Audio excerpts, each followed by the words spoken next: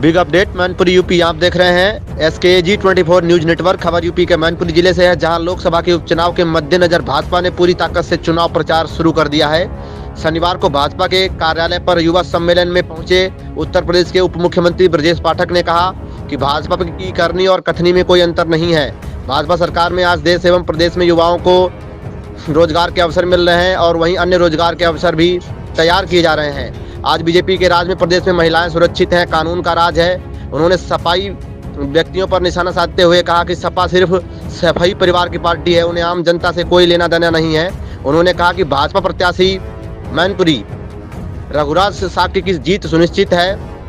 मैनपुरी के लोग पूरे तन मन धन से भाजपा के साथ हैं। इस चुनाव में भाजपा मैनपुरी में नया इतिहास लिखेगी। इस मौके पर कश्मीर सिंह राजपूत, डॉक्टर मनोज दीक्षित, युवा भाजपा नेता आशीष तिवारी, सुनील राजपूत, सोनू वाल्मीकि, सत्येंद्र शाक्य, संजय शर्मा, अमन कुमार यादव, बॉबी मिश्रा, अरशद मंसूरी व शाहजहांपुर सांसद अरुण सागर मौजूद रहे। आइए देखते हैं पूरी खबर। सहयोगी संवाददाता प्रदीप सैनी के साथ अधिक जानकारी के लिए लॉगिन करें www.skg24media.wordpress.com या कॉल करें 9794268608 पर।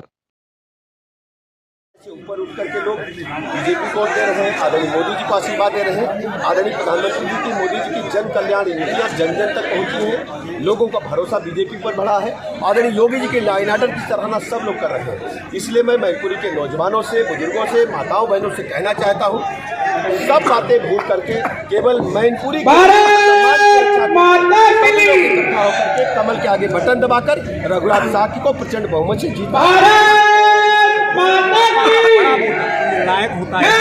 अरे भाई सभी लोग बीजेपी में, आपको पता है, लेकिन लगातार ये कहा सब लोग बीजेपी में है। वो अंदर की बात है, कोई सुनना नहीं चाहता। सब लोग बीजेपी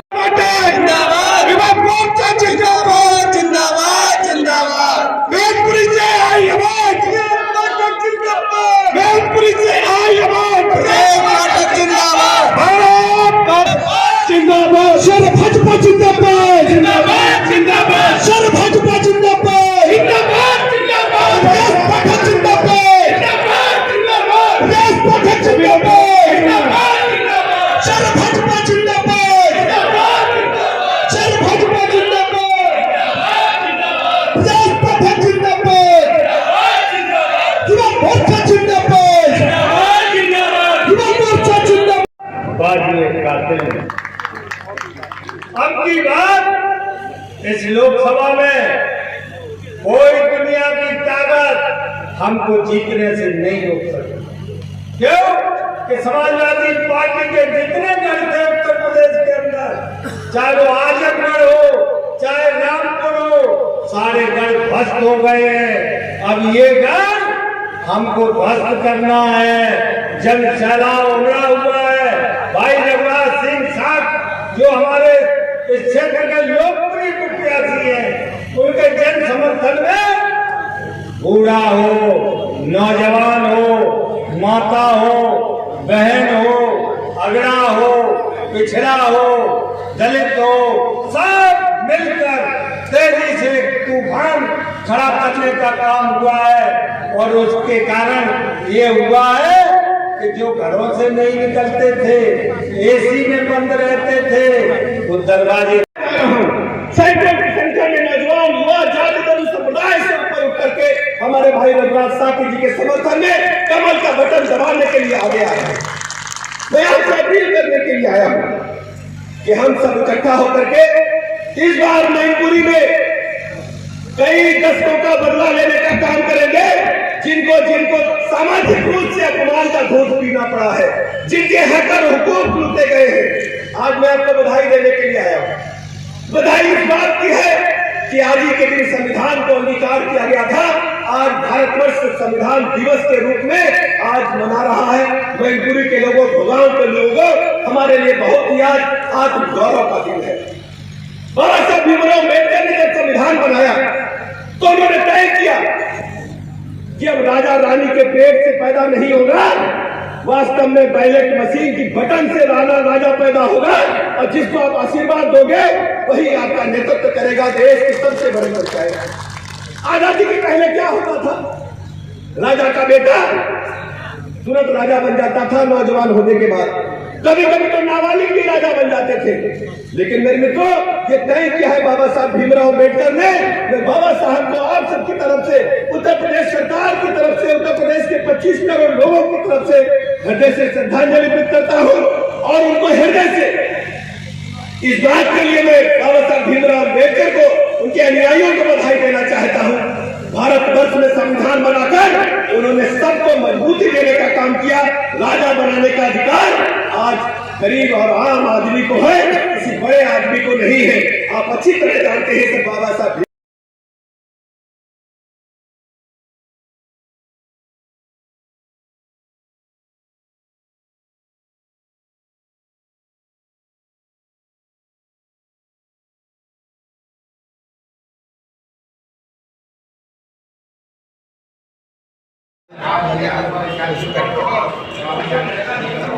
मुझे लगता है लड़ाई से सपा बाहर हो चुकी है।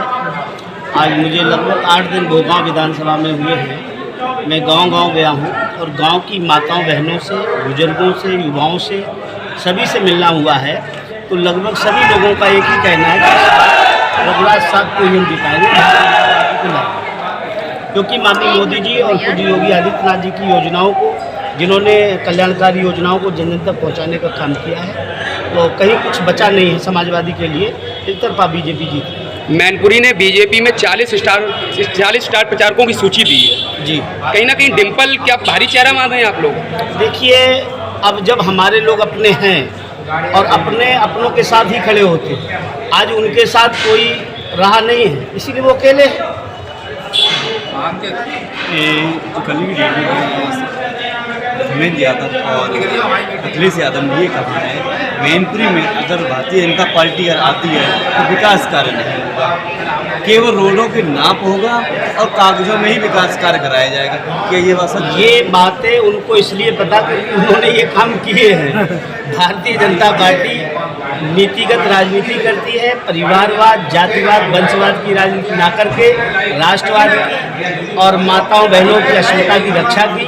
आप जानते हैं 2014 के बाद से हमारी बहन बेटियों का कितना सम्मान बढ़ा, चाहे वो शिक्षा हो, चाहे सुरक्षा हो, हर तरह से देश के माननीय प्रधानमंत्री और उत्तर प्रदेश के पूज्य योगी आदित्यनाथ जी ने सुरक्षा देने का काम किया। अभी कुछ छात्राएं ये कह रही थी केवल इनकी सरकार में कागज में और नकल से बच्चे पास हुए हैं, बीजेपी में ऐसा नहीं हो रहा है। जो भी हो रहा है तो नंबरों से नीचे बैक हो रहे हैं। इसमें क्या करेंगे? देखिए, समाजवादी की सरकार जब थी तो आपने देखा कि बच्चों के साथ खिलवाड़ होता था, लेकिन आज पूज्य योगी आदित्यनाथ जी की सरकार और माननीय मोदी जी के नेतृत्व में जो बच्चा प्रखर है तो वो प्रखर रहेगा, किसी के साथ अन्याय नहीं होगा। और जिस तरह से समाजवादी करना चाह रही थी, आज मैनपुरी की जनता पूरे होश हवास के साथ काम कर रही है और सबको लग रहा है कि भारतीय जनता पार्टी राष्ट्रवादी पार्टी है। अखिलेश यादव ये कह रहे हैं कि ये बुलडोजर जो चल रहा है ये केवल नाम का बुलडोजर है और सपा वालों पर ही केवल चलाया जा रहा है, न कि भाजपा वालों पर चलाया जा रहा है। देखिए, ये उनका अपना मानना है, लेकिन मेरा मानना भी है और कहना भी है कि अगर आज पूज्य योगी आदित्यनाथ जी का बुलडोजर चला है तो उन भ्रष्टाचारियों पर, दुराचारियों पर, जिन्होंने गरीबों के मकानों पर, घरों पर, खेतों खलिहानों पर कब्जा किया है, वास्तव में उन्हीं के ऊपर ये बुलडोजर चला है।